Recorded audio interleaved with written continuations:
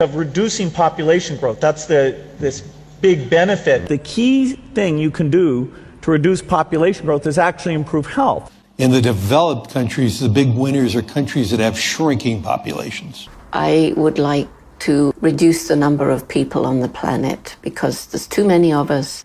When we invest in clean energy and electric vehicles and reduce population, Wait. What the? More of our children can breathe clean air and drink clean water. Now, the world today has 6.8 billion people. That's headed up to about 9 billion.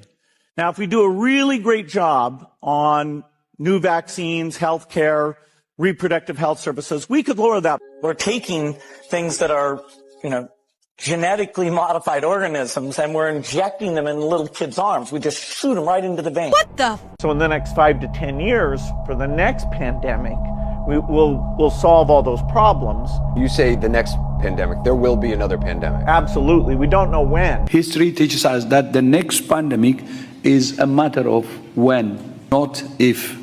We know what's next. We're going to have another major coronavirus pandemic before the end of this decade, before 2030. If we really want to prevent the next pandemic, and there will be one, there will absolutely be an outbreak of another pandemic. It may be next year. We need more money to plan for the second pandemic. There's going to be another pandemic.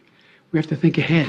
We definitively will have to face other surprises, black swans, as they are called, maybe different kinds of viruses. But also there will be a surprise outbreak. Most of the work we're going to do to be ready for pandemic 2, I call this pandemic 1. We just need to mess around. The EPA recently approved an experimental use permit to Oxitec, a biotech company funded by the Bill and Melinda Gates Foundation. In an effort to fight malaria, Oxitec will soon release millions of genetically modified mosquitoes in various U.S. states. Programs are being developed to allow human immunization via mosquito bite. It was Science magazine that coined the phrase, flying syringes. Just then, by sheer coincidence. Oxford, Massachusetts, and 3 neighboring towns have a reason for concern as mosquitoes carrying a potentially deadly virus called Eastern Equine Encephalitis, or Triple E, infected a resident who is now fighting for his life. We don't want to see another human case of Triple E this year. The rare but dangerous disease can cause swelling in the brain. There's no treatment and anyone can get infected. The death rate is as high as 30%. The city is applying pesticides to reduce the threat of the West Nile virus. To minimize exposure to the pesticide, please go indoors immediately.